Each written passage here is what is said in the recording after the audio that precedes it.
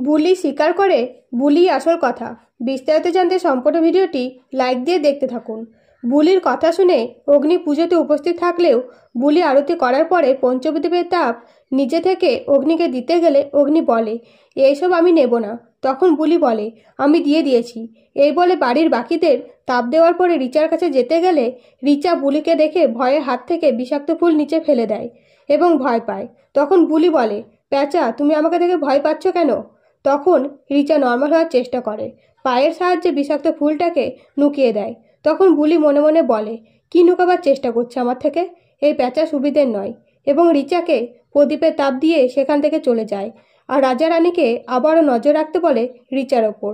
এদিকে রিচা অগ্নির খাবারে বিষাক্ত ফুল মেশানোর জন্য খাবারের সামনে থেকে কোথাও যায় না এবং পুজো শেষ হতেই সবাইকে খেয়ে নিতে বললে অগ্নি বলে, আমার খাবারটা উপরে দিয়ে এসো। তখন বুলি আপত্তি জানায়, কিন্তু অগ্নি শোনে না।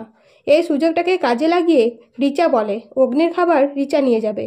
এই বলে অগ্নির খাবার হাতে পেয়ে রিচা প্রথমে খাবারে বিষাক্ত ফুল মিশিয়ে বলে, অগ্নি, তুমি হবে আমার গিনি। এই খাবার খেয়ে তুমি আমার কাজ সহজ করে দেবে। অন্যদিকে রাজা রানী লুকিয়ে দেখে ফেলে রিচা খাবারে কিছু মেশাচ্ছে। তার সঙ্গে সঙ্গে বুলিকে যেয়ে বলে, ভালো সাহেবের খাবারে কিছু একটা মিশিয়ে দিল মেয়েটি। তৎক্ষণাৎ বুলি সব কাজ ছেড়ে অগ্নির রুমে যেয়ে অগ্নির হাত থেকে খাবার ফেলে দিয়ে বলে, এই খাবারে বিষ ফুল মেশানো আছে, এটা খেলে আপনি বাঁচবেন না। এই কথা শুনে অগ্নি বলে, তুমি এত কিছু জানলে কিভাবে? তো এবার যদি বুলি স্বীকার করে বুলিই হলো আসল কথা, তাহলে কেমন হবে? অবশ্যই কমেন্ট করে জানাবেন। আর ভিডিওটা ভালো লাগলে অবশ্যই লাইক করে সাবস্ক্রাইব করে দেবেন। ধন্যবাদ।